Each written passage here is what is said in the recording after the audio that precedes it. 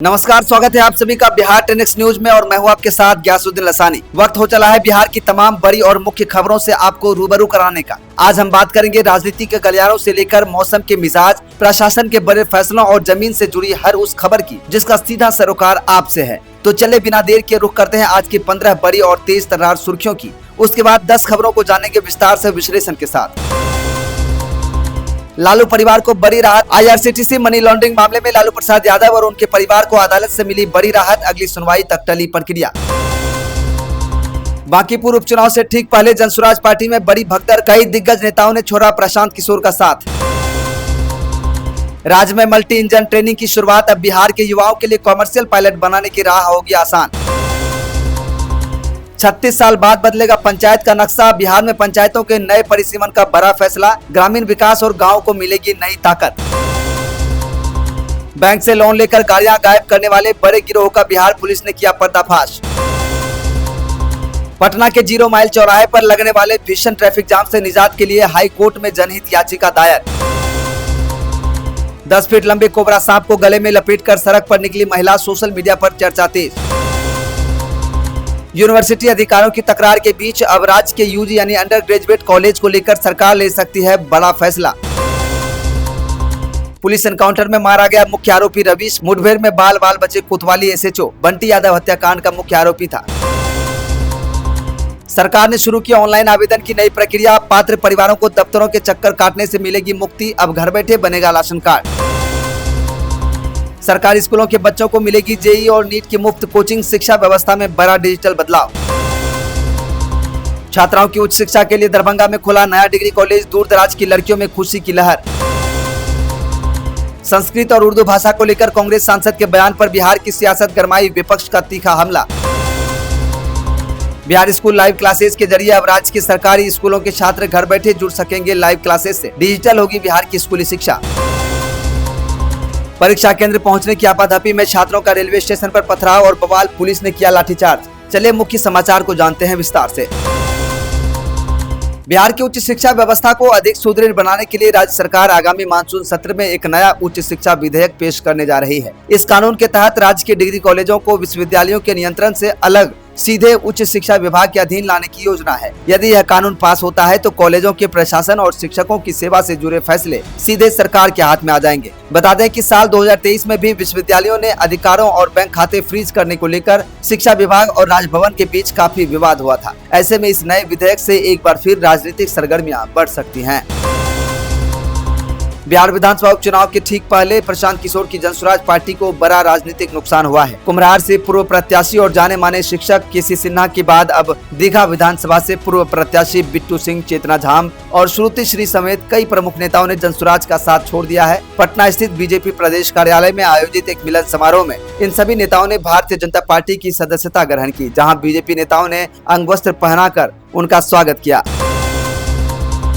बिहार के मुख्यमंत्री सम्राट चौधरी और शिक्षा मंत्री मिथिलेश तिवारी ने पटना में ऐतिहासिक बिहार स्कूल लाइव क्लासेस योजना की शुरुआत की है। इस डिजिटल पहल का उद्देश्य ग्रामीण और आर्थिक रूप से कमजोर बच्चों को प्राइवेट संस्थाओं जैसी उच्च स्तरीय शिक्षा देना है। इस योजना की मुख्य बातें कक्षा 9वीं से 12वीं तक के छात्रों के लिए लाइव और इंटरेक्टिव क्लासेस होंगी। डिजिटल स्टडी मटेरियल यानी विशेष नोट्स और मॉक टेस्ट की सुविधा होगी। पटना के 10 मॉडल स्कूलों से JEE, नीट और CUET की फ्री कोचिंग शुरू, जिसे जल्द ही राज्य के सभी 146 मॉडल स्कूलों में बढ़ाया जाएगा। जुलाई के अंत तक पटना जिले के सभी 422 हाई स्कूलों को इस योजना से जोड़ दिया जाएगा। बिहार के पूर्णिया जिले से धोखाधड़ी का एक हैरान करने वाला मामला सामने आया है। यहां सड़क पर चल रही एक निजी लग्जरी बस का बीमा कथित तौर पर बजाज डिस्कवर मोटरसाइकिल के नाम पर कराया गया था। इस फर्जीवाड़े का खुलासा तब हुआ जब 30 जनवरी 2025 को बायसी में हुए इस बस हादसे, जिसमें एक व्यक्ति की मौत और 9 घायल हुए थे, उसके बाद क्लेम की जाँच मोटर दुर्घटना दावा ट्रिब्यूनल द्वारा की गयी। बीमा कंपनी ने इसे करोड़ों रुपए के घोटाले की आशंका मानते हुए बस मालकिन के खिलाफ FIR दर्ज कराई है। खाद्य सुरक्षा योजना का लाभ हर गरीब तक पहुंचने के लिए सरकार ने राशन कार्ड का ऑनलाइन पोर्टल फिर से शुरू कर दिया है। अब पात्र परिवार घर बैठे या नजदीकी जनसेवा केंद्र RTPS काउंटर से आवेदन कर सकते हैं।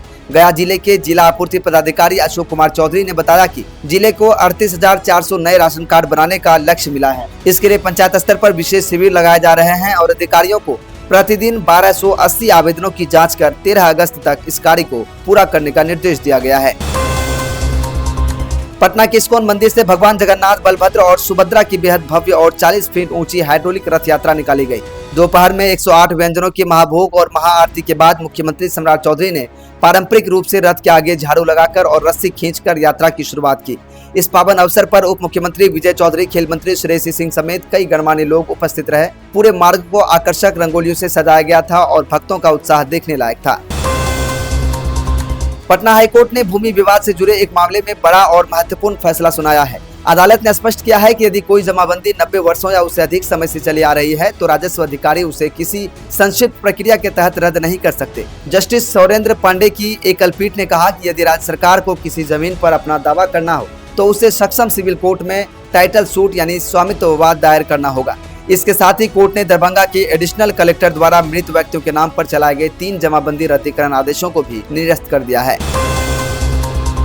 बिहार को आधुनिक सड़कों से जोड़ने वाले नए एक्सप्रेसवे प्रोजेक्ट्स की रफ्तार जमीन अधिग्रहण के कारण धीमी पड़ गई है। रक्सौल हल्दिया एक्सप्रेसवे नेपाल और पश्चिम बंगाल को जोड़ने वाले इस बेहद जरूरी प्रोजेक्ट के लिए बिहार में 3 हेक्टेयर जमीन की जरूरत है, लेकिन कागजी प्रक्रिया अभी भी सुस्त है। गोरखपुर सिली एक्सप्रेसवे इस प्रोजेक्ट की स्थिति थोड़ी बेहतर है, जहां कुल 4216 हेक्टेयर में से 2207 हेक्टेयर जमीन का अधिग्रहण पूरा हो चुका है। पटना पूर्णिया एक्सप्रेसवे यह प्रोजेक्ट अभी केवल DPR के स्तर पर ही अटका हुआ है। इसके अलावा असम दरभंगा मार्ग पर भी कुछ हिस्सों में जमीन न मिल पाने के कारण काम रुका हुआ है। बिहार के शास्त्री नगर स्थित राजकीय कन्या उच्च माध्यमिक विद्यालय में डिजिटल शिक्षा का उद्घाटन करते हुए मुख्यमंत्री सम्राट चौधरी ने कहा कि आधुनिक शिक्षा ही विकसित बिहार की नींव बनेगी। सरकार की कोशिश है कि संसाधनों की कमी की वजह से गांव की प्रतिभाएं पीछे न छूटें।